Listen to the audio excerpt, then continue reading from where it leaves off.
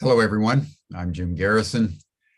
In the spirit of the trees, in the spirit of nature, with deep gratitude to all of our ancestors that have brought us to the present moment, I want to welcome you to this session of Humanity Rising. As we look at the news today and hear and watch on the reports, the heat waves that are sweeping across Europe, today, the United Kingdom registered its hottest day on record. And if you're looking at the meteorological maps, you can see that the heat from Spain and Portugal and southern France is just rising to the north and engulfing northern Europe, all the way to Scotland in unprecedented heat. It's causing runways to buckle and various roads to melt, and the British, who are used to mild, very temperate weather, to swelter in rising temperatures. And as you all know from your climate science, this is not an exception. This is now the rule, and the temperatures are going to get hotter and hotter and hotter as global warming rises, because our governments refuse, point blank, in the face of overwhelming science, to literally do anything to stop the profit mongering of the fossil fuel companies and the codependency on the part of the public for fossil fuels. It's an extraordinary thing.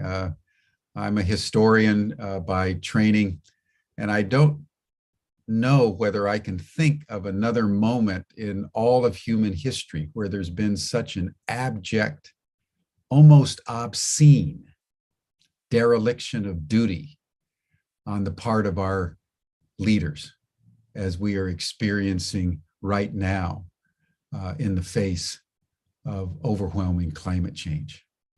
And if you think about it more deeply, just think of the enthusiasm with which everybody's going to war.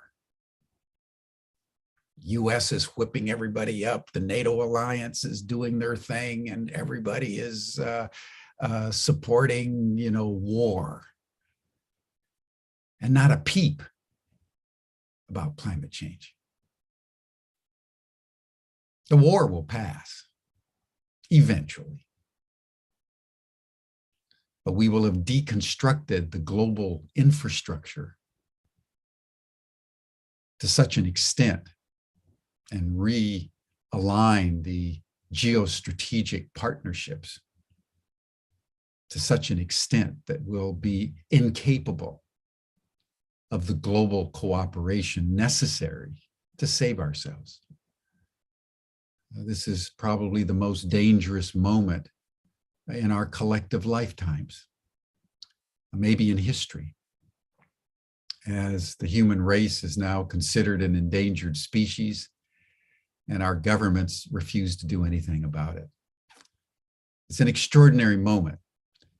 And so the session that we want to open up for our collective contemplation today is around the values that we need for the present crisis. Where do we go to find solace? Where do we go to find the values that are necessary to navigate a world of escalating complexity, escalating turbulence, escalating fragility, in which things are getting better and better, worse and worse, faster and faster? And the center does not hold. It's a huge question of great gravitas, and the answers are elusive. So day by day, week by week here on Humanity Rising, as you know, those of you who follow us consistently, we're always probing, bringing in different perspectives on democracy, on ecology, on culture, on race, on gender, how do we humans at this moment understand reality and create a mythological story, a new narrative that can empower us in a collapsing world.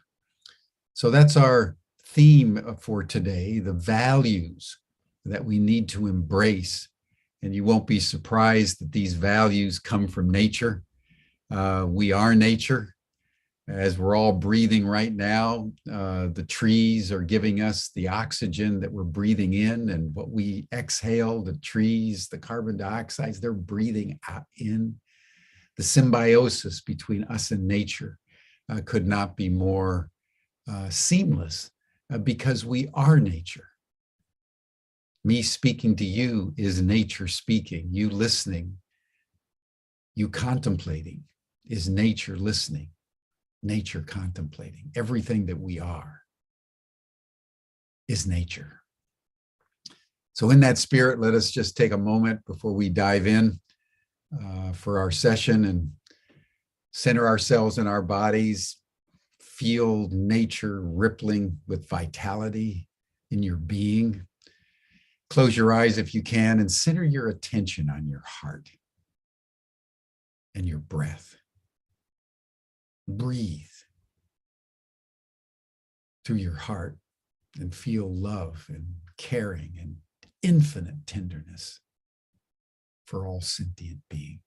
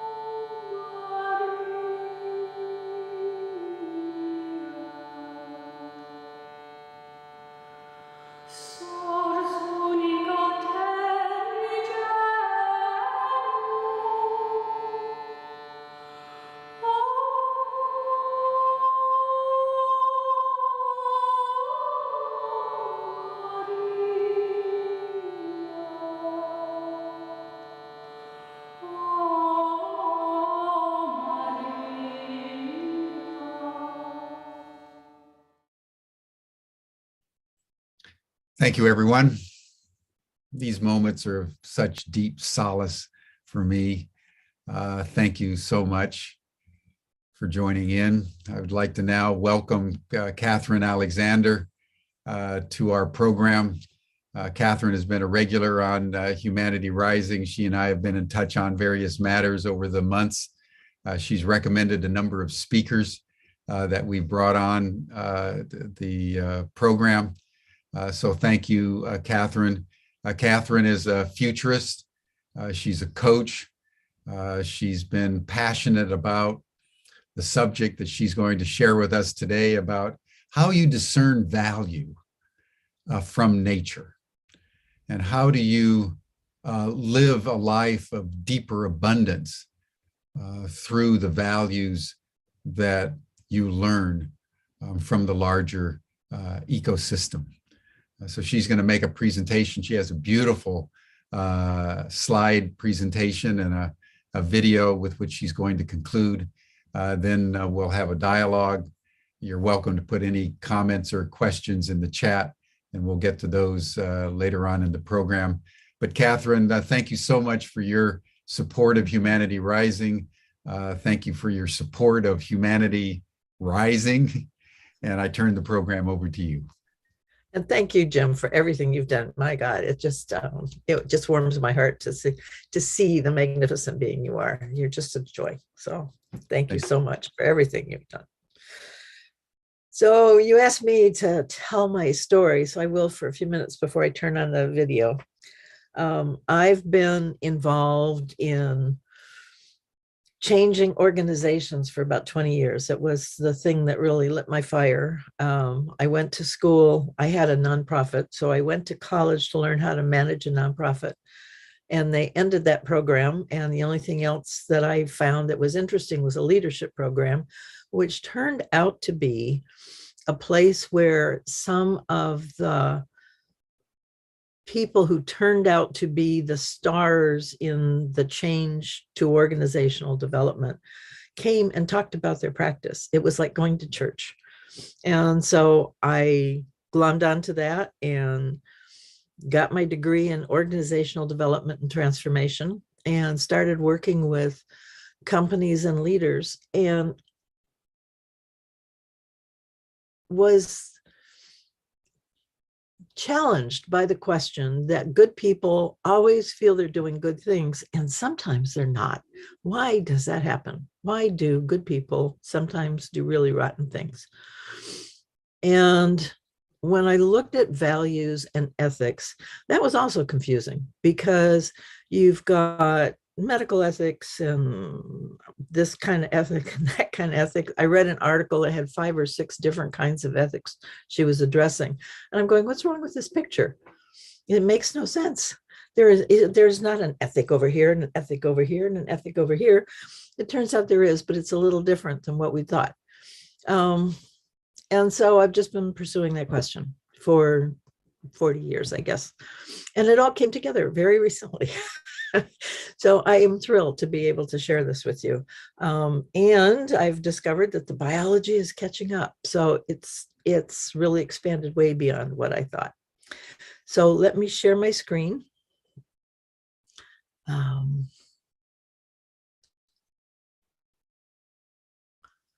And we will start. I started this, I think one of the 2 biggest influences have been Fritjof Capra and Montaran Varela and their Tree of Knowledge. That was where I really got that everything is conscious. I think we have a confusion. We think that consciousness and life are different. I no longer believe that. I believe they are the same thing. And I believe that consciousness, life, and love are the same thing. You can't have one without the other. They all come together. And I think they are different expressions of the same energy. So Andreas Weber, in his Biology of Wonder, talks about how life makes meaning, how life discovers what is of value and responds. And this is very closely tied to Autopoisos, and we'll get into that in a minute. So once something decides or discovers it is a self, then it also knows there are things that are not it. And that's the beginning of this whole process. So to be alive is a self that cares for itself. And in that caring, you have to make choices, decisions about what's going to help you and what's not going to help you. We think of everything from our perspective. So we believe that that to know those kinds of things has to have the depth of understanding that we bring to those things. But that's not true. David Bohm, in his Implicate Order, would suggest that as the nervous system becomes more complex, it is capable of more understanding, more depth of sensitivity. And I believe that that's true. So things move toward food, they move away from danger at the very basic level. And in that choice, they create the world in which they live.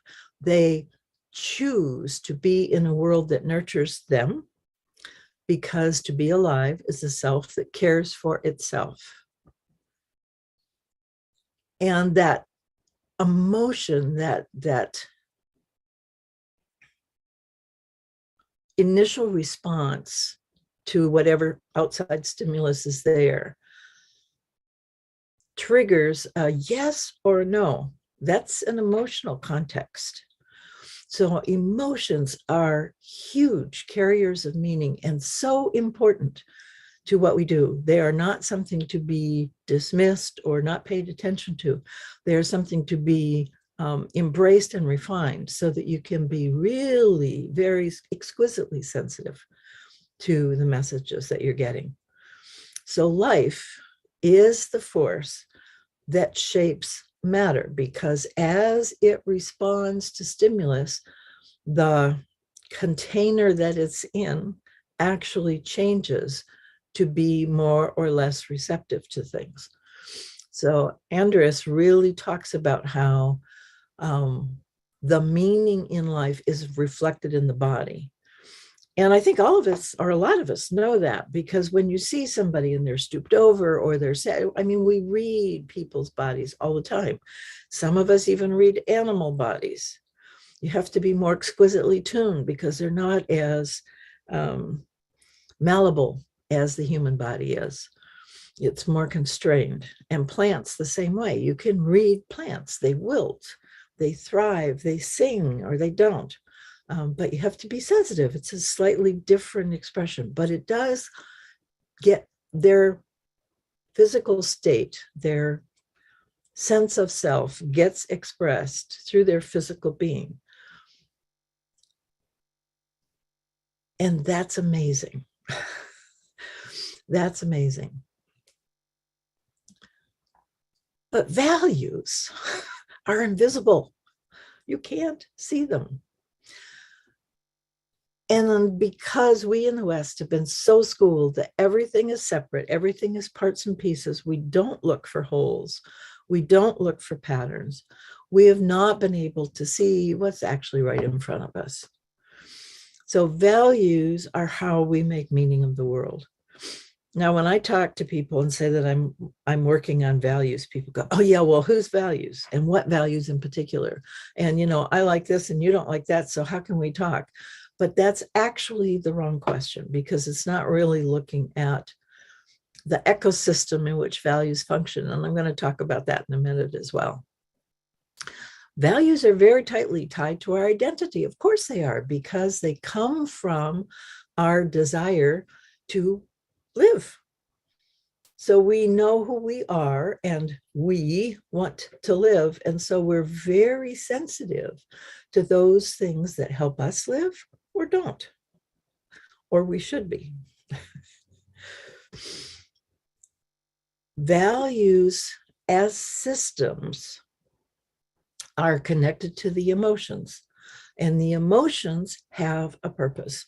And we are complex beings, so we don't have one purpose. You know, we have multi-purposes, which is both a blessing and a curse, I think. So we have this purpose for self-preservation. That's one. But that for humans is not enough. Just existing is not sufficient for us. So we also want to express who we are. We want to win. We want to be successful. We want to feel proud about what we do. And there's also a reverent part of us. And in the Western world, we have kind of scotched the reverent piece and and because of that, we're really missing a piece of the whole. Values are one of the ways in which we connect with others. They're a way of validating relationships and giving purpose to relationships. And when we're in a group of people, there are agreements we hold about the values we hold, which are often tacit. We never mention it. We don't even say it.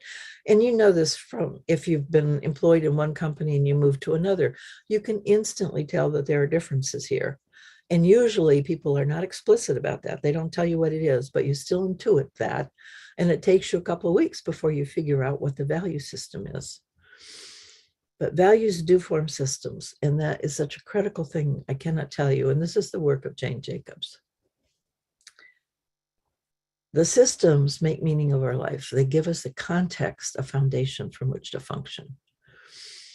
So Robert Kagan, a psychologist, and he's been working, since the 60s. So I'm bringing him forward because we've had pieces of this scattered throughout our consciousness for decades, and probably longer, actually, if I really wanted to dig. But it's just kind of coalesced. So people are meaning-making systems. We have to make meaning. We are going to make meaning, period. And it has nothing to do with facts or truth, which we all know, but we still are going to make meaning. So Peter Senge had the ladder of inference as a tool to help people see how we made meaning of things. And Robert Kagan talks about how our experiences are interpreted, and the interpretation we give, the meaning we make from our experiences, are who we believe we are. I hate dancing. I can't dance. Now, is there any real rational reason to say that? Any person can dance. Now, you can talk about levels and qualities and styles, but everybody can dance. But to say you can't creates that possibility in your world, and that is the world you are making. Okay. And Robert Kagan was very clever because he also realized that a person is more than an individual because you're embedded with other individuals in a culture. And that is really key. Autopoisos. Autopoisos is the scientific term for self-making. This is what Andreas Weber was talking about, that the entity that sees itself as a self responds to the world in different ways. And look, I mean, birds are just amazing how different they are, how they have responded to the exact same situation in dramatically different ways. Now, we accept it in birds. I don't know why we don't accept it in people. Everything is different. Everything is different. Can you think of two things in this world that are identical? Now, you're going to want to go to manufactured stuff, but even that's not identical. But it's much easier to see in living things because there are no two living things that are identical. Even identical twins aren't identical. It's just much more subtle. We have agency. We have the ability to do this. We have the ability to make these choices. That's astonishing. And our emotional responses to our environment and the meaning we make from those interactions and the agreements we make with others create the world we live in. Now, biologically, what's really interesting is when you look at those bacterium cells that are different strains of bacterium, but they got together and they decided that they actually could partner and, like lichens, become a symbiotic entity where you can't separate one from the other. And I would suspect the bacteria in our gut are just like that. We can't live without them. We don't notice them. We don't pay any attention to them. But long ago, we made an agreement that if they stayed with us, we would do things for them and they will do things for us. And we have kept that agreement. That's what reciprocity is all about. It is a give and take. We think of it as so manual. I'm going to give you something and I'm going to get something back. But it really is a blending that you just flow with that reciprocity, that flow of coming and going, of giving and receiving. That makes such a joy in a relationship. When it happens between people, it's euphoric. I mean, you just feel so in touch and so connected. And that's really true. And over time, as we've gotten better and better at that and more sophisticated at how that happens, humans have really learned to do a lot, but we have forgotten what we know. Throughout history, when I look back at values, and I was just reading something with Sophocles. I mean, such a big, important person. And I'm listening to him talk and I'm going, the guy was crazy. He was so separated from life. everything they talk about is human-centric. Well, what's wrong with that, you say? We're humans. Of course it's human-centric. It should be human-centric. It should not, because we are not the center of the world. Just like we had to learn that the earth wasn't the center of the universe, people are not the center of life either. We are an expression of that. Life is the center of our world, actually, just like the sun. So when we look back in history and you try and put things together, of course they don't come together because they're human-centric and we're different and we're creative. And so we're this way here and that way there. So no, but we're all life. And when you look under those differences at who we really are, you begin to see the incredible similarities. But we have created value systems based on that separation. And there are two which are really, really strong and that everybody knows. So one is about being protective because self-preservation is a big deal. And the other one is about being expressive and winning and being able to interchange with others in a way that makes you really great and feel really good about what you can do. And there are specific value systems for this. There are things we understand. In the protective value set, you know about loyalty.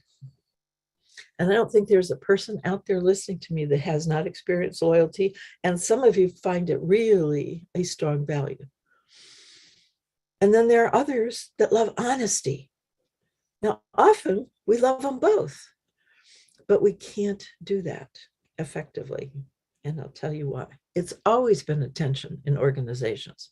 I've never been in an organization that said you shouldn't be honest, but I've been in many organizations that have fired people for being honest. So what's that all about? So how do we self-create as human beings? We create through emotion. So fear, desire, and reverence are three really strong emotions that always drive every human that I've ever met or known. We have motivations. We want to make meaning. We want to create ideas. We want to express our heart. And then there's agreements that we have amongst people. And these also provide a forum for self-creation. But they don't always come together because we don't see what it is that we're doing. And that's where the ecology of ethics comes in. But values is systems. So this is a very small list of some things that are true about all systems. So all living systems have a purpose, a reason for being. And it gets more complex as the systems get more complex. Implicate order.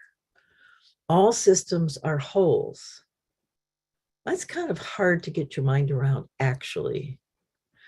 So the body is a really good example. Our body is a whole. It's a body. We know that. But it's also composed of all sorts of parts. We've got livers and esophaguses and gallbladders and stomachs and toes and fingernails. Those are all parts. But you can't take them off or out of this body and have it function. Sometimes it can limp along for a little bit, and sometimes it will stop when a part is removed. The parts are integral to this whole. You have to have all these parts in this body to work. That, for me, has actually been a revelation, because the earth is a whole. And it is composed of parts.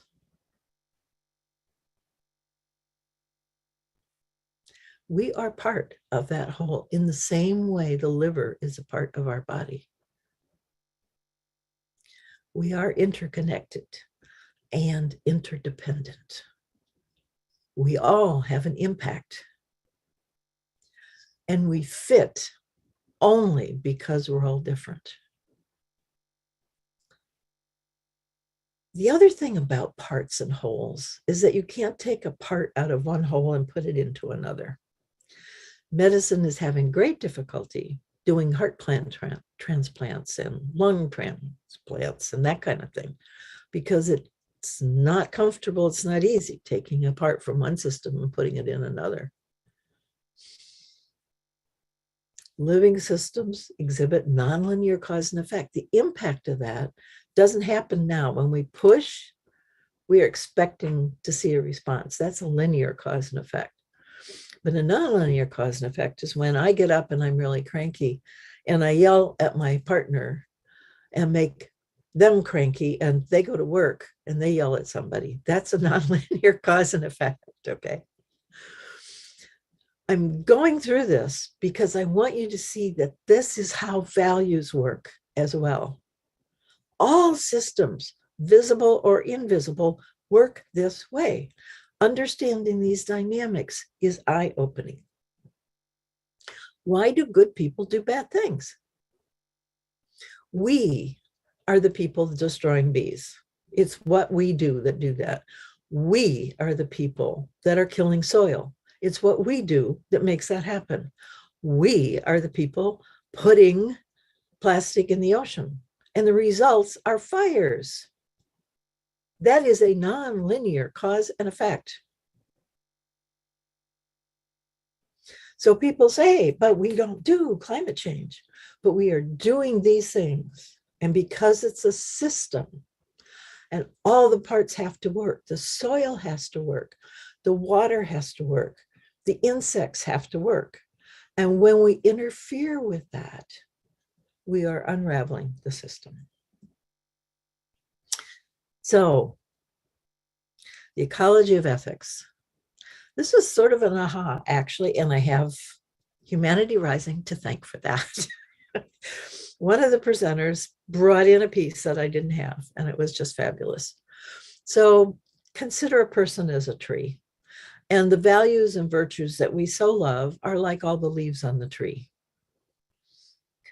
But what is the tree? So there is an authentic self that we all strive to find. That's an interesting use of words. But our essence is life. That's what we are. We're alive. Life is the energizing thing that is us. And when life is expressed honestly and authentically, we are our authentic selves. But when we live with others, we can become a social self. And so we agree with all the people we work to fit with others that we want to be with. And sometimes that's comfortable fit. Sometimes it's not a comfortable fit. Sometimes we blind ourselves to the ways in which we do not fit. On the other hand, we can be an ideal self. We can figure out how we would want to be fabulous and perfect and delightful and wonderful and all that kind of stuff. And lots of times values are used for that reason, to make us better than we are. The same value can appear differently depending on its social expression, its ideal expression, or its authentic expression. And that's why values are confusing, because we don't see the systems we're in, and we use our parts and pieces interchangeably, and that is incredibly confusing. We've recently learned that trees talk, and they talk through the mycelium in the soil. So life as essence comes from the soil. We come from dirt. We have to have dirt in order to live. Plants and animals all need dirt. Just like we need sun, we also need dirt. But the mycelium talk between trees. And for humans, that mycelium that talks between us is the culture in which we live. So we can have a culture of fear where you have to be protected from others. And that's a protective culture, and there's a set of values for that. Or we can live in a culture that wants to be fantastic and huge and bigger than life and building and all of this. And guess what? There's a set of values for that. But there's also a culture that reveres life. that understands the foundation. And we've been hearing from that through the indigenous people of the world who've stepped up to share how they are connected to life and to nature. And there are values for that. And those values come from the planet itself. They come from Mother Earth, who is, yes, a living being. James Lovelock was absolutely correct. I mean, I don't know how people could not believe it. It's because we don't want to believe it. And I don't know why we don't want to believe it. But the earth manages to keep the temperature and the amount of oxygen constant and has done so for millions of years. That has to be intentional. There's no other way to explain it. I think that's fantastic and euphoric, frankly, because she knows she's been practicing for a very long time to keep life on this planet. To be on this planet as life is actually a better expression. We cannot stop what's happening. The earth is a bigger system than we are, and bigger systems always win. And she intends to live, and she will live. She has experimented, and she has a broad range of ways in which she can exist. Really high temperatures and at really low temperatures. She's got forms that will function in all of those. But because we are her, we can partner. We can learn to listen and to work with what is happening. If we work with it in a dance, you can't change where you're going. If you're resistant, you can't do anything. But in order to partner with her, we have to be with her. We have to think like her. We have to act like her. And only humans can make that choice. The Prime Directive is all actions create the conditions that support life. That's from Jeannie Benyus in biomimicry. All actions create the conditions that support life. All actions create the conditions that support life. Every other living thing on this planet does that. We are the only ones that can choose not to and have chosen not to for quite some time. We made little choices at one point, and when we're a little amount of people, you can do a lot of things, without having a really big impact. But the more people make that choice, the bigger the impact, duh. And we're now seeing the consequences. So we are the only species that has chosen not to create the conditions that support life. And I offer you pollution as the perfect example. Why would any living thing poison the environment it needs to function in? Can you explain that? I can't explain that. But it's what we've done. We are the only living system that has decided not to support life. So we can change. So the resilient value set offer a way of looking at and understanding life that I think can be used even as a checklist, if you want to use it as a checklist. But I'll tell you, I have learned a lot by really digging deep into each of these values and really seeing how they play out in the living world. When you really see where they are and how we fit into that, I'll tell you, it's awesome. It's a very spiritual experience.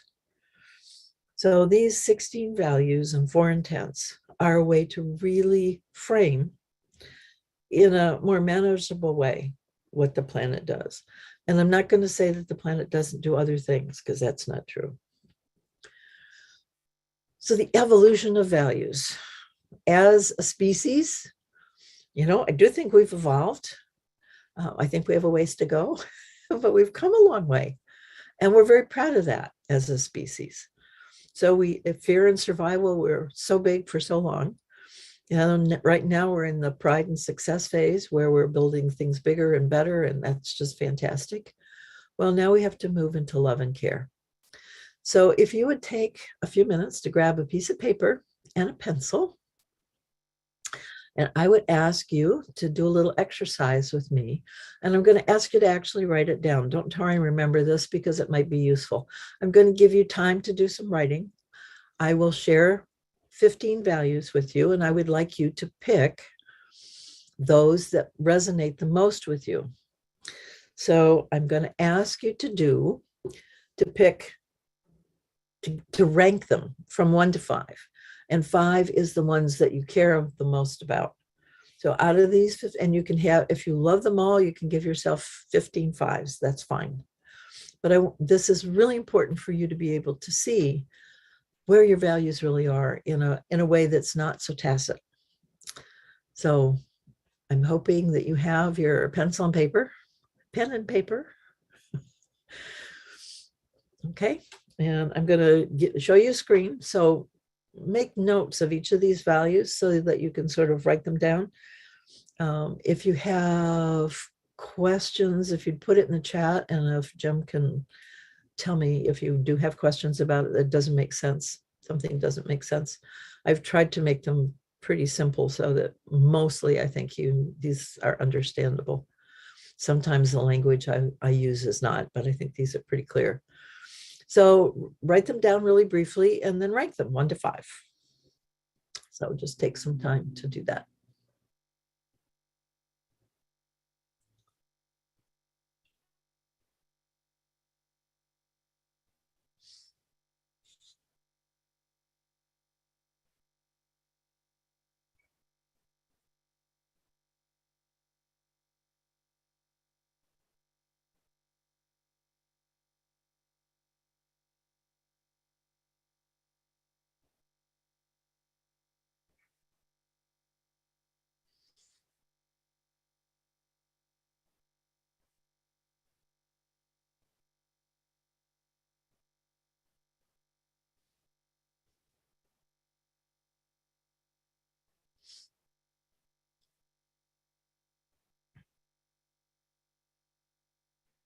Okay.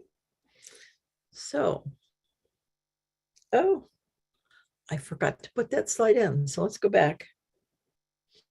All right. So what you're looking at are all 3 systems of values. So the first 5 come under the protective value set: strength, loyalty, honor, and standards of belonging and tradition.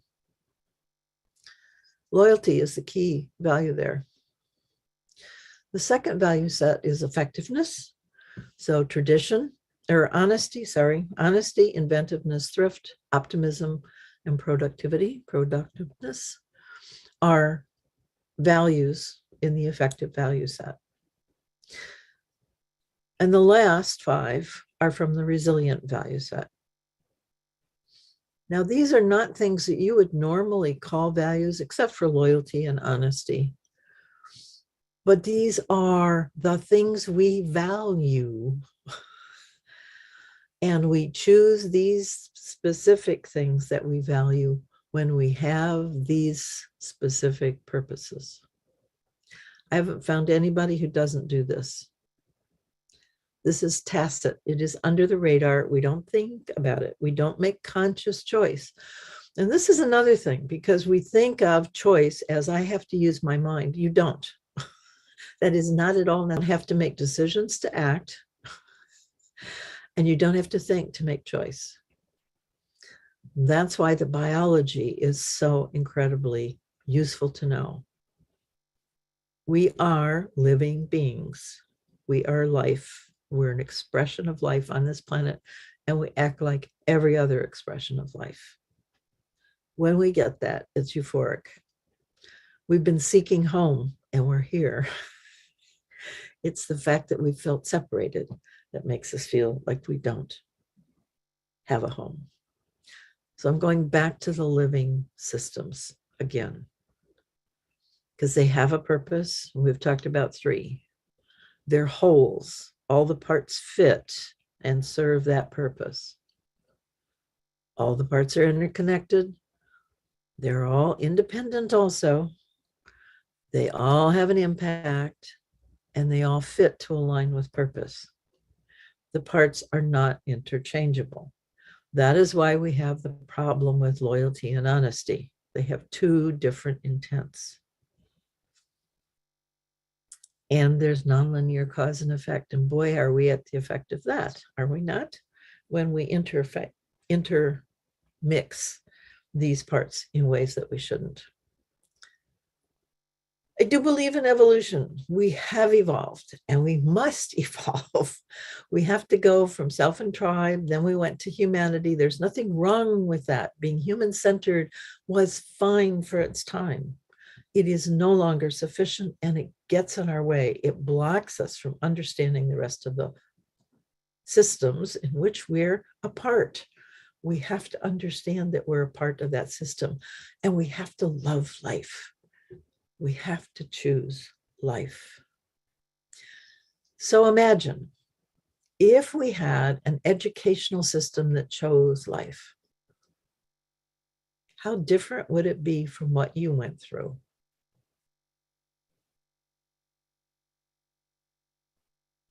We talk about these things, being student-centered, being project-based, but we don't really know what that means. It's very confusing to many teachers about how do you do that. If you have 25 or 30 students, how do you have 25 or 30 projects? How can you be sure what they learn? Oh, it goes on and on. Because we don't trust the system. We don't understand that life wants to live and that the joy that children have that we so value and which is so stimulating to us and so nurturing to us, frankly, because we've separated ourselves from life so much. We love children because it brings us back to life. We love nature because it brings us back to life. We don't trust that. We don't trust that what a child really is interested in will give him all or her all that they need to learn. They will have to learn everything they need to know in order to really follow that interest. If we just did that, how different would it be? What a student experience would be that's so different, where they would be acknowledged for who they are. They would be valued for what they're bringing to the classroom because it's different than anybody else. Their learnings can be shared and people will hear different things. How different would education be if it valued life? What about governance? There's an interesting thought. What's the role of governance? Protection, effectiveness, or life? How different would it be if the government's job was to ensure life in its citizens, in the environment? There's something to think about. Totally different experience. Cities. If cities were not about protection, which they have been, not about show off, which they now are, Dubai is a great example, but we're about life, supporting life. How different would they look? How different would our experience be? It's life. So what to do? The two biggest things that I believe that we can do, and anybody can do it and cost you nothing but attention, is to begin to discern when your actions are supporting life or not. And for humans, it's not about existence. It's about the joy of being, which is really what life is about. It's not just about existence. It's about a joy of being. We love being alive. Okay? So what supports that love of life? And to notice when we are creating separation in our actions, in our language. English is a language that is based on separation. It's designed to parse things out, not to pull things together. So you'll be surprised if you really start paying attention at how often we create that separation. You'll learn to hear it. And if we can do that, then we can shift our behavior. We'll have a barometer to change so that we can begin to actually support life in the things we do. I think that is the most important thing to do, because we don't know what the changes are going to be. We don't know what we're going to have to do. We cannot predict it necessarily. And it shifts so often. So you have to be able to be flexible, to hear, to resonate with what needs to happen. And that's why I think this work is so important. Get your hands in the dirt. You need to learn how to make soil from dirt and to make it alive and live. That alone will teach you so much. And there are actually bacteria there that help your body and help your mood and make you better, because we're all life. We want to live. So we're just asking for ways in which we can be allowed to live. I mean, that's what school shootings are all about. Those kids really feel like they haven't been allowed to live. And so nobody else will live either. I think shifting to handmade is another really good one, because it really supports us in the creativity that we have. Spend time in reverence, be grateful and appreciative and just awestruck by the majesty we're surrounded with. Waste nothing. We are a closed system. And share with people, talk with people about this so they can begin to see in the same kind of way.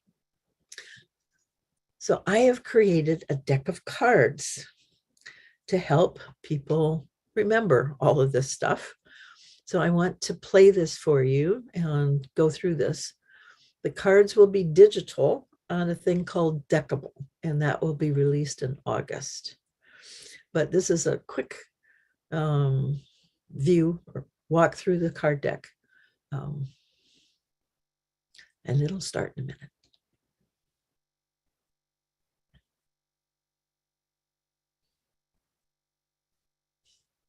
I would talk about the cards.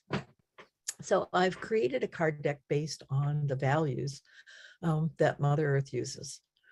So it's a chance to explore them more deeply. It's a chance to remember them, because there are a lot. There's 15 values. Actually, there are 16 values and 4 intents is what there are. And that's 20 some odd things, you know. Our little minds hold 2 or 3 maybe on a good day. So 20 is quite a bit. So the card deck is a way of remembering and of refreshing and of more deeply considering how the earth actually works and how that makes a difference in our lives when we pay attention to that. The journey that I'm on, the crusade that I'm in, the flag that I'm waving has to do with reconnecting with nature. And what exactly does that mean? I mean, you can go out and sit in a meadow, and that doesn't change your life a whole lot as a rule. It may make you feel better, and that's a good thing. But it doesn't really inform your life in a real concrete way. It should, but it doesn't. So what do we do? Where do we go from here, given where we are? And so it's learning to listen to Earth. It's learning to shift our daily practices to those things that more closely connect us to Earth, like gardening. It is not prosaic, it is critical. Learning to hear, to discern how we are separated, and the language constructs and the ways of talking we have that really are separative as opposed to connected. I was also listening today to a presentation from a bunch of guys who are very interested in the paranormal. And they're real excited about creating machines, doing research to prove that the paranormal exists. And I discovered I had an incredible amount of unease about the conversation. For one, it was they were grasping at something outside of themselves that they wanted to be able to shape and mold and use. And that's a separatist approach. the other horrifying thought is that we are all connected. And if they ever got that, they could then manipulate that space as well, because they're not in it. They're not sensitive to being connected in that way. They would see it as something outside themselves they've touched into, instead of something inside themselves they've touched into. And that is a scary thought for me. Anyway, so those are my ruminations for the day. But I do want to take a minute to talk a little bit about the deck. I will show it. I'm going to do a screen share and show you what the cards look like. They will be in a program called Deckable. And I'm hoping to do a demo, which I may attach to this video or do another video with, so you can actually see how the application works. It's all digital. Anybody can access it. You can buy the cards. So they're yours, and you can do things with them. You can share them. You can journal on them, with them. There's a place to journal in the app. You can shuffle. You can combine them with other card decks. The app has over 300 different decks of all different persuasions, so you can find something for anything. And certainly there are things that are going to be compatible or related in some way, and I think that's fantastic. So it will give us a way to see different insights in new ways. That said, let me share the screen.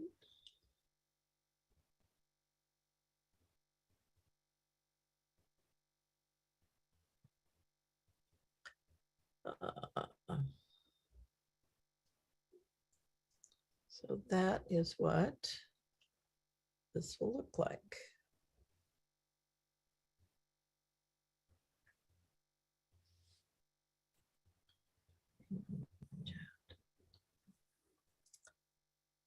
Not sure what you're seeing, and I'm afraid that what you're seeing has to do with other things that I don't want you to see.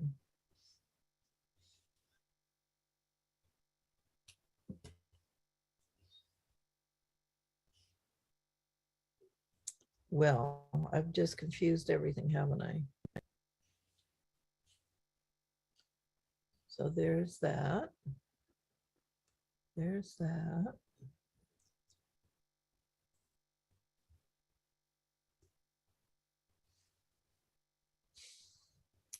So these are the cards. And there's a card to talk a little bit about what living regeneratively means, a card to talk about cards. And this is the first intent. So the intents are all colored. They all have a different color. And that, I think, is helpful. And then there are 4 values connected to each intent, and they are the same color as the intent that they're with. So this intent is Earth's intent to keep life going. And I've just written an article on intents. So I would encourage you to go to my blog or go to the network or to LinkedIn or Medium and look at the article if you want to have a deeper understanding of intents. Like everything we talked about, it's artificial in a way. How do you describe or see the intent to life? It is, to all intents and purposes, invisible.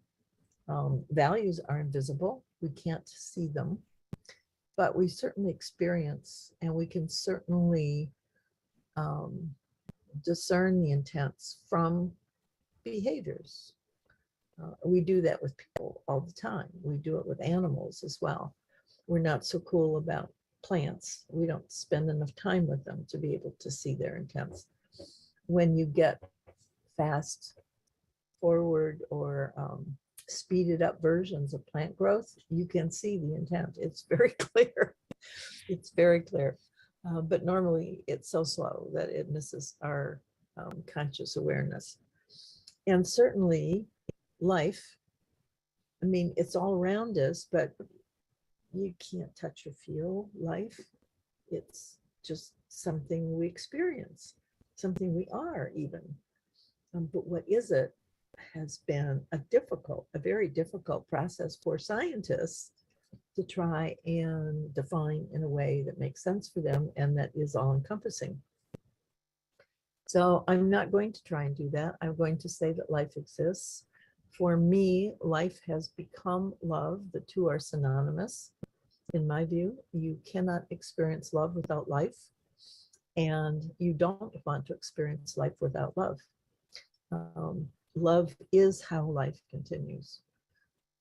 So when we're not expressing or feeling or paying attention to the love in our life and our expression of it, we are not supporting life's continued existence. Unfortunately, we have lots of habits in that category. So there is a commitment expressed through the existence of the planet and through our personal existence and through the increasing complexity of life on the planet for life to continue and thrive. That's the commitment. So these cards talk about how you can think about your own commitment. You can be committed to all sorts of different things. And what does that look like? What does that commitment look like for you? So these are cards to reflect on. And create a new card. I'm committed to what? And what does that look like for you? This is the first value. All actions create the conditions that support life. And this is the Prime Directive.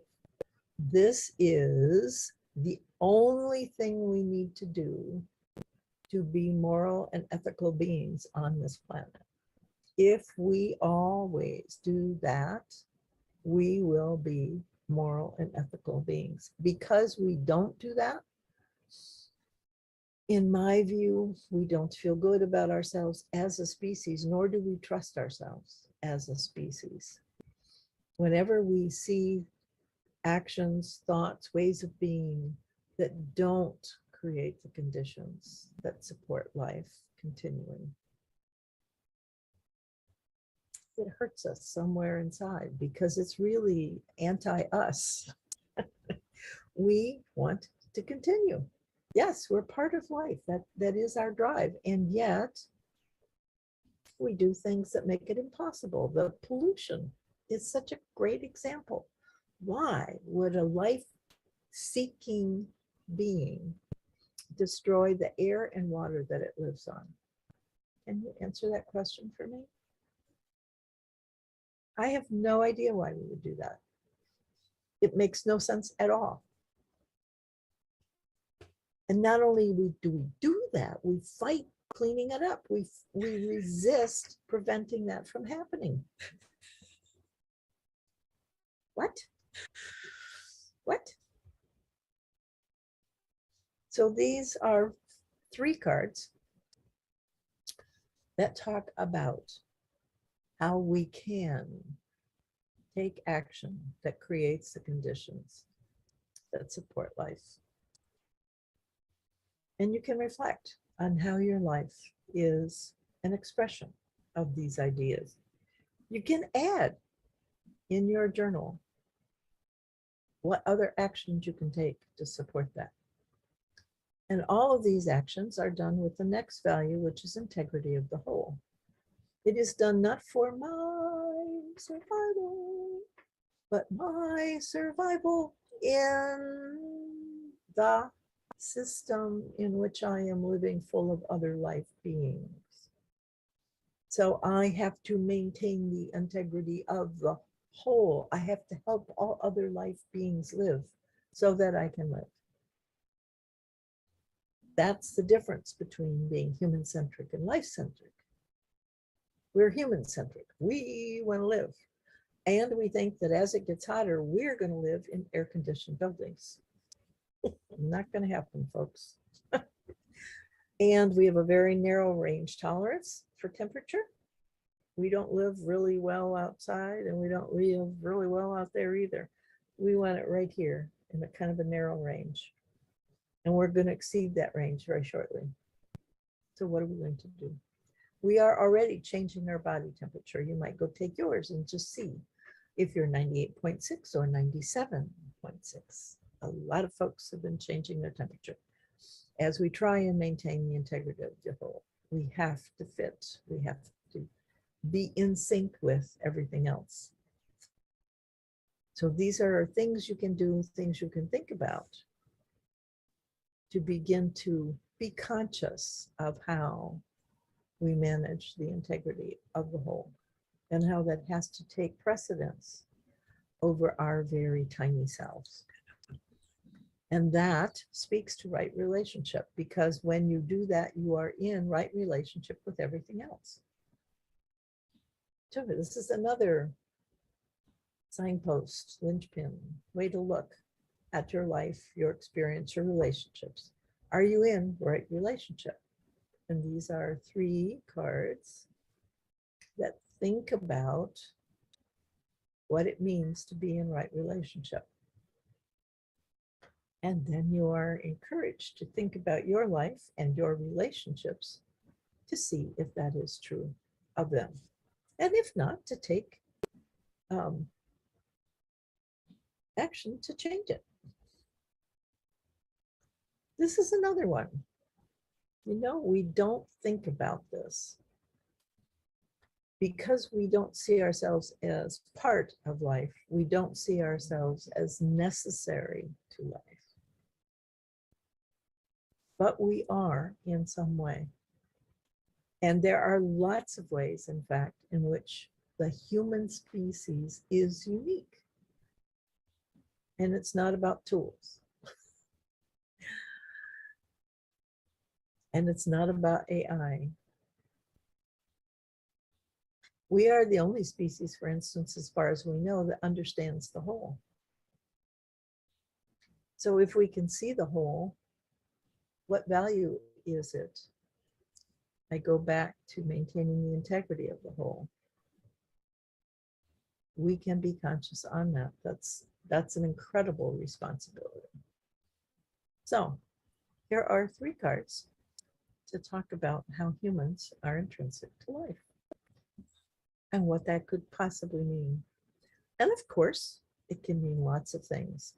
So you're not limited to these. These are stepping stones to think more deeply on the topic. And then we come to the second intent, which is continuity.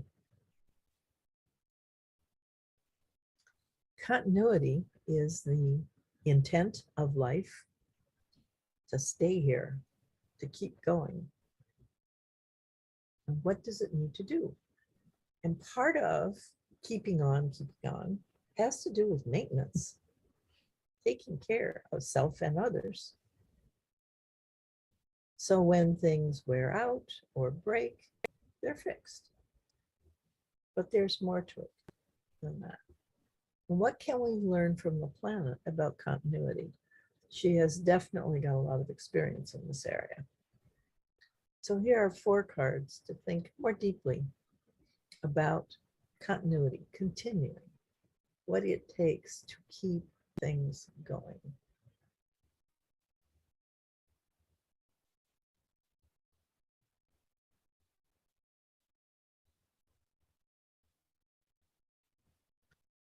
And continuity is the only thing that acknowledges a past, a present, and a future.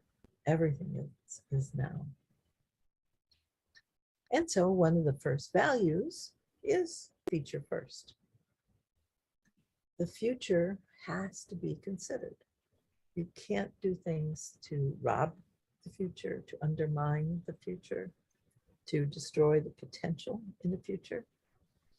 Again, if all actions create the conditions that support life, the future is inherent in those actions. But we as humans get to think about the future. And so here are 3 cards to think more deeply about how we take the future into our own actions and understandings. And then interdependency. Being interdependent is another way that nature makes sure that things continue. You don't have to do it by yourself. You have help and support, and you have to offer help and support. It's a two-way street, and we'll talk about that later. So understanding that interdependency, strengthening that interdependency is one way that we can ensure continuity. And here are 3 cards to help you think more deeply about that. And interdependency goes hand in hand with reciprocity. Because you have to receive help, you also give it. You have to do both. You can't deny help, because that is shredding the system. That is severing a connection that needs to be made. So we need to receive help and we need to offer it. And I like those words better than give and take. We receive and we offer. When we offer, receiving is acknowledging and honoring that offer. When we offer, it is acknowledging and honoring the receiver. We don't have enough reference in our life. So here are 3 cards to think more deeply about reciprocity. Zero waste. You know, the interesting thing about the planet is it's a closed system. There's nothing coming to the planet. We are here, this is it. We don't get payloads of stuff from someplace else. Everything we make from what is here, with one exception, and that's energy. The energy comes from the sun. That's the only thing that is outside of this living system that feeds it. We're not really good at this at all. And so understanding the necessity to waste nothing does not mean that you don't throw away. It means that you make it available to something else. That's a very big difference. It is not out of our sphere, it is into another sphere. And we don't think about that. So here are 3 cards to think more deeply about zero waste. And that brings us to resilience, which is the 3rd intent, to bounce back, to be able to withstand stress and shock without losing form and shape. But that doesn't mean we look exactly the same, but it does mean we have maintained our identity in responding to the changes. That is a hugely deep statement that I'm going to let you think about and unpack, and we could talk about more deeply in another time. But resilience is about dancing with what happens on a continuous basis. We like to stop things. We like to hang on to things. We want sameness and similarity and familiarity.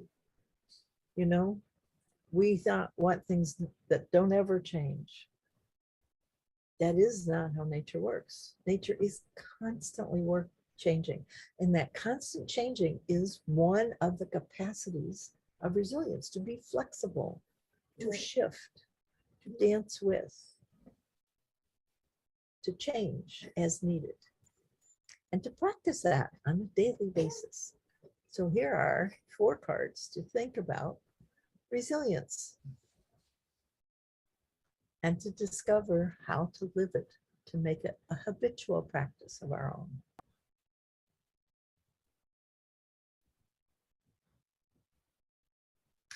And then the values. So self-organization. Oh, this is probably one of my favorite things right now. I am luxuriating in the fact that we create our own world. I am luxuriating in that understanding.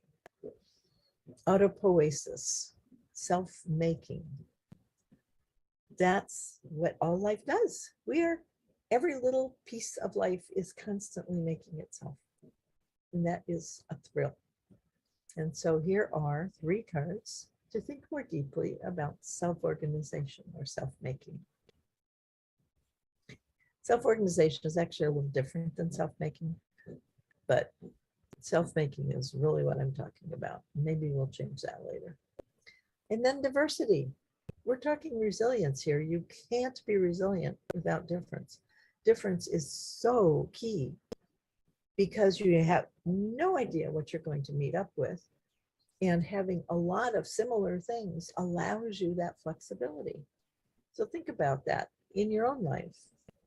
How diverse is your understanding of the world? How many options do you provide for yourself? Because we're meaning-making systems. If you only have one way of understanding, you are sorely limited. And if that is tested, you either have to give it up or break. Neither one is very comfortable. So having lots of different understandings is really helpful.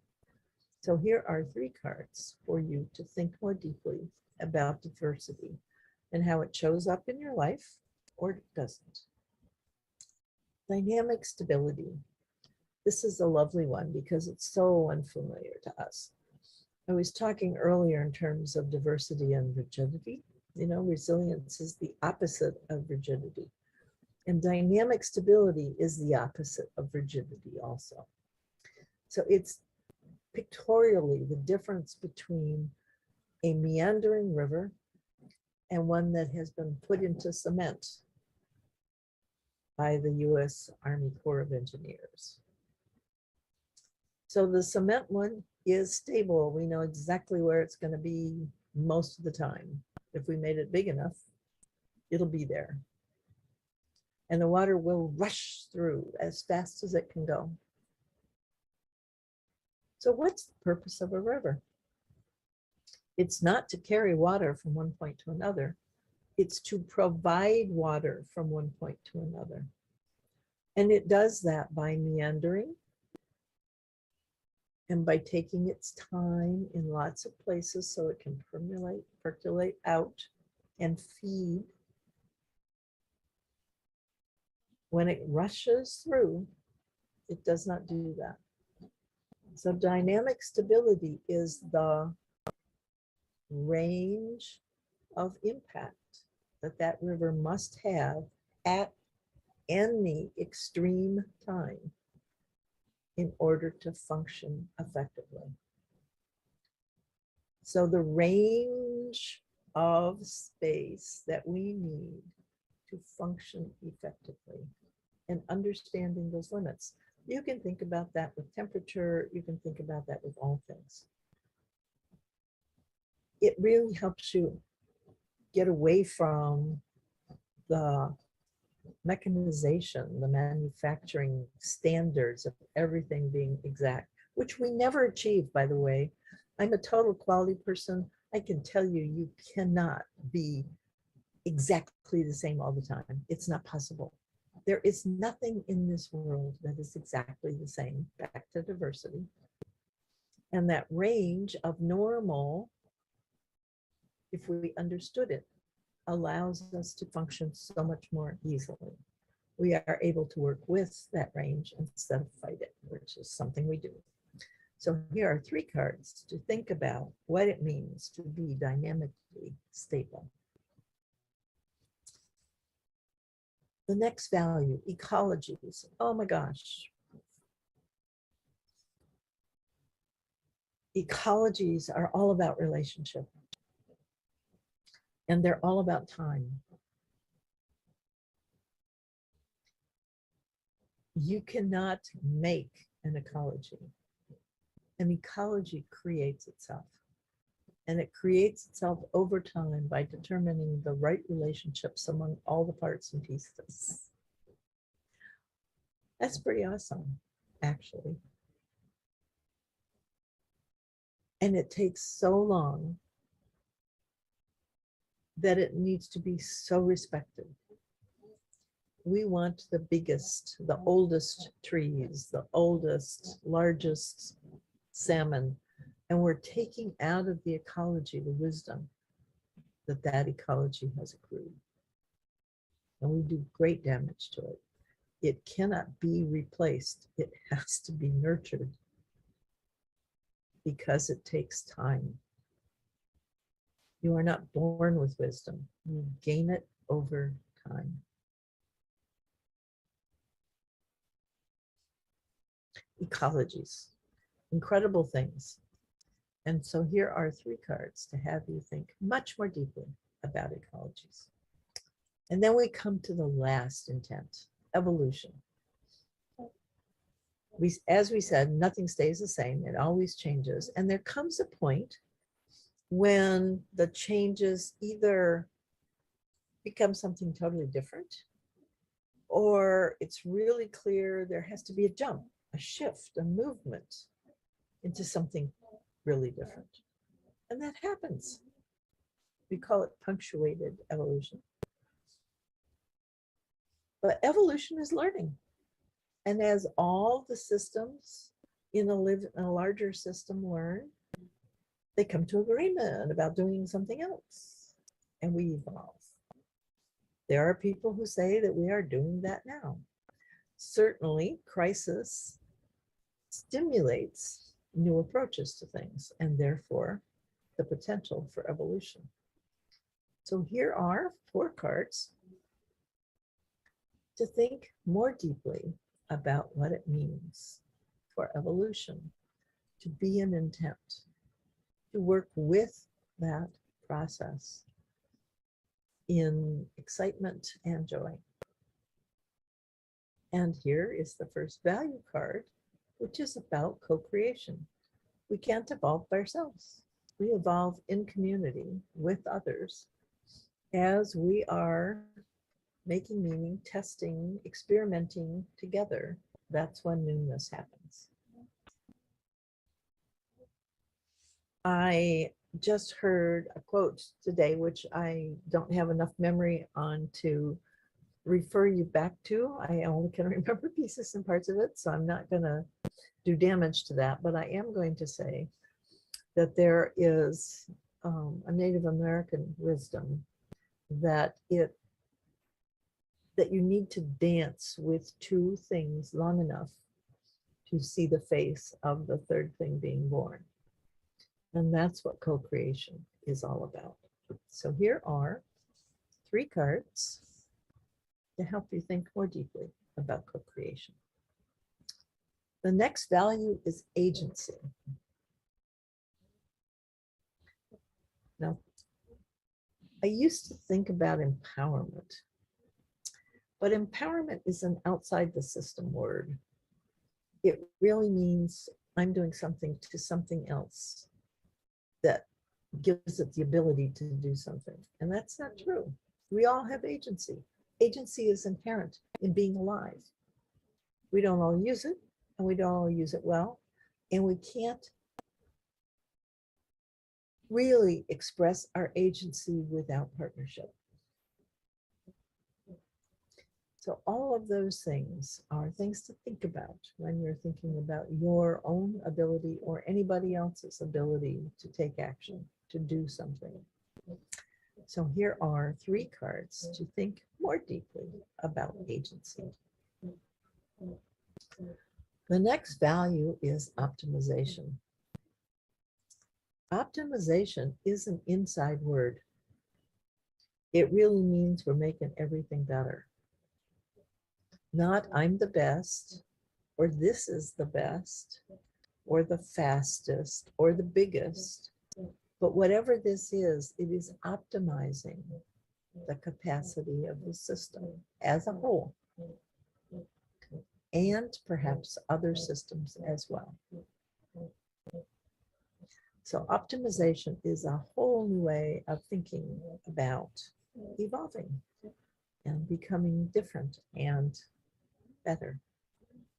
So here are 3 cards to think about more deeply, optimization. Then we come to the last card, the last value, which is experimentation. We do not give ourselves permission to play. Play is all about experimentation. That's all it is. You don't want to do the same things over and over. If you do the same things, you're doing them differently. There's always experimentation in play. That's what makes it fun. and surprising and interesting and relevant and insightful and helps us learn. So experimentation is key. We worry so much about being right. We need to experiment. And so here are 3 cards to help you think more deeply about experimentation. I've also created a booklet that gives a little more depth to each card, and that will be seen as a face of other cards in the deck. So each card can have many faces. So there will be videos, other thoughts, other insights that I'm sharing as on a single card. Not every card has lots of them. They're very varied. But just so that you know that in Deckable, you will have access to what is really 2 decks, thinking about the values by which life makes life happen on the planet. So I hope that's been useful and interesting. I'm certainly going to be excited to tell you when they're released. We're hoping for a late July release, but it is, after all, technology and things happen. And as you go, you discover new things need to happen, and that's more work, and that changes the timeline. So we're hoping for July, but it could be August. We'll see. And I will certainly let you know precisely when that actually happens. But that's my sharing for today. I'd love to hear your comments on it. I just really would. So please put them in the box below and share with me what you're thinking about this, whether you think it's a good idea or a bad idea, or you have another idea that would fit with it. I am certainly open. So thank you so much for spending a little bit of time on this wonderfully warm and very summery Tuesday. Thanks so much. Bye-bye.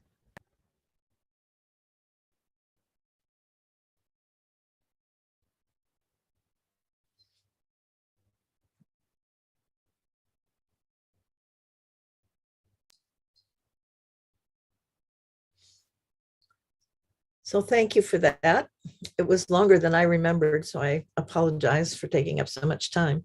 But this is also a next step. And so I encourage people to take the class, the course actually. It's only 4 weeks. And this is the information on that. And I will put this in the chat. I'm also going to put in the chat the reading list. It's available on Ubiquity. But just in case people are interested. And thank you, Leo. Leo is just a gem. He will share links about where you can get these books free. So I encourage you to take the time to read them. There's just so much backstory. So thank you, everybody.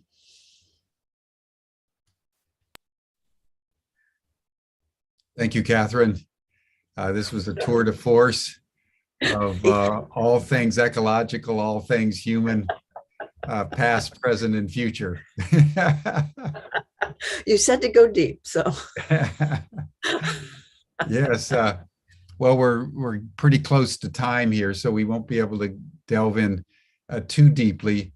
But there's a couple questions that came up, which I think is worth just your brief response. You asked the question a number of times about, why do good people do bad things? And I think that includes most of us. We like to think of ourselves as good people, and yet collectively we're doing horrendous things, both consciously and unconsciously. And Stan asked, I think, a very interesting question about whether fault finding, which is so deeply embedded in human social structures. As you look at nature, do you find fault finding in any other species' social structures? I think it changes the conversation from fault or good or bad to does it work or doesn't it? And that's really the conversation. Is it life enhancing or not? It really doesn't matter. we have this illusion of perfection, and we compare everything to the ideal, what it should be. And the question is not, where does should come from? What's the defining quality of should? And for me, it's just, is it life enhancing? And if it isn't, well, then it's not appropriate. And I've really learned to say yes and, because we've experimented. We're not bad people. We're not dumb. We're not stupid. Yes, we're separate. That was a mistake. We get to change it. That's all. We now know it doesn't work. So we get to do something else. Well, when you think of other species, particularly the upper primates, in fact, life generally, it's a world or an ecosystem in which life consumes life. Yeah. And so if you make a mistake, if you're a gazelle and there's lions hunting nearby, or you're weak, there's a natural process in the system to weed that out.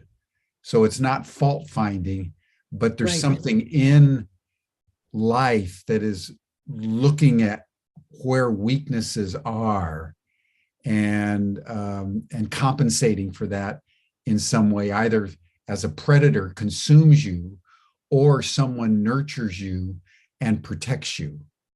So that might be one aspect of what Stan is asking and what you're saying. Yeah.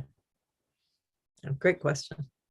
And then another question that came in a couple of forms is around the relationship. I think Deanna Rice asked this question, the relationship between emotion and values.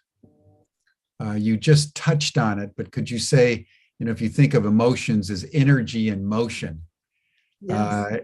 and the relationship between emotions and values, that is so important in terms of heart coherence, is Yes. that we need to have that emotional alignment with the values that we're articulating intellectually or spiritually for the wholeness that we're actually seeking. So just comment a little bit about that relationship.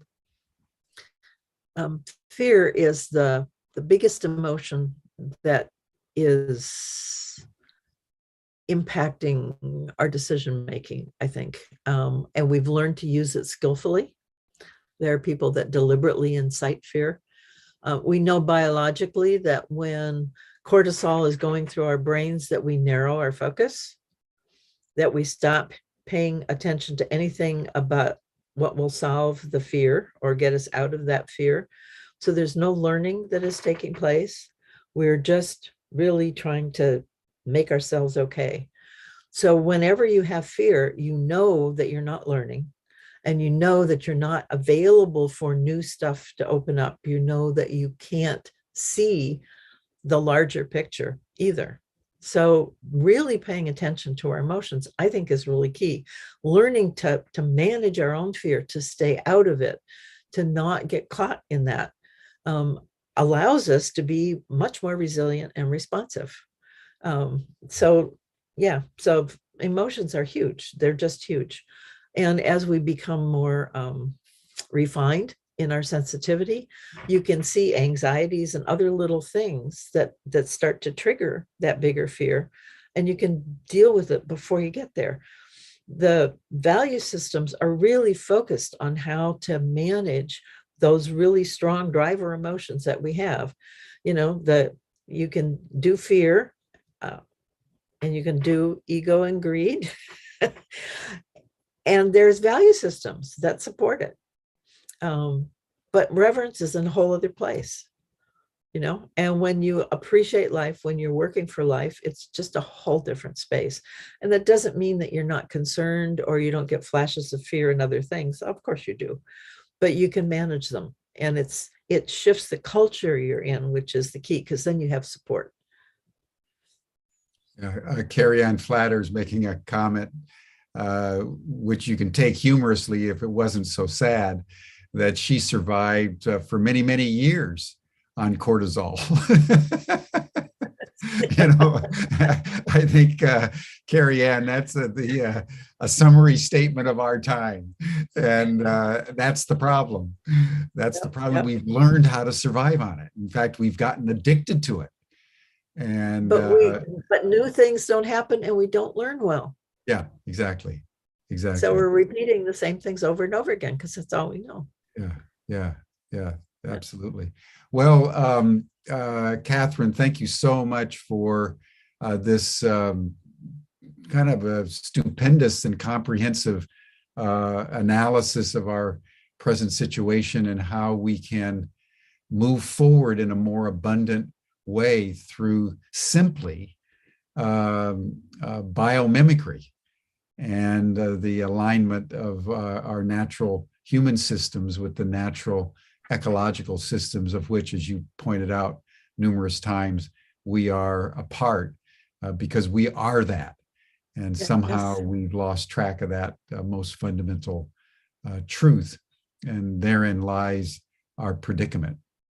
And it's an emotional place to recognize that. Yeah. And I want to thank you for your deck. I think it'll be splendid. It's so mystical how a deck of cards can speak to you in very, very specific and precise ways, like the tarot, like the I Ching. So thank you for bringing that in, and we look forward to getting it on Deckable. And I just want to say too, Leo has been marvelous today with all kinds of links. Leo, thank you so much for that. You're a wizard. You're a wizard. Yes. So thank you, everyone. That'll bring us to a close for today with Kathryn Alexander's discourse on values in a time of crisis. And then tomorrow, we're going to talk with a shaman, John Perkins. You may know John. He's written several international best-selling books. The first one is The Confessions of an Economic Hitman, about his sojourn with the International Monetary Fund as they consumed and devoured various countries around the world in a very ferocious way. And he repented of that and left, and now he communes with nature. And it's just worth noting, like what Kathryn was speaking to, that the basic definition of a shaman is someone who speaks the language of nature and speaks the language of society and can communicate, can translate back and forth. And Kathryn, you've done that today. You've been a shamanic translator between the ecological and the natural and the human and the social. So I just want to acknowledge you and celebrate you and recommend the course coming up in August that you indicated is something that we would encourage everyone to join if they can. You're all welcome to the after session chat group. Kathryn, I'm sure you will be there for a more intimate occasion among those who would like to join. You can see the chat link that Stan just put up in the chat box. We'll see you all again tomorrow for a deeper journey into the shamanic awareness of humanity and the larger natural ecosystem. Bye for now.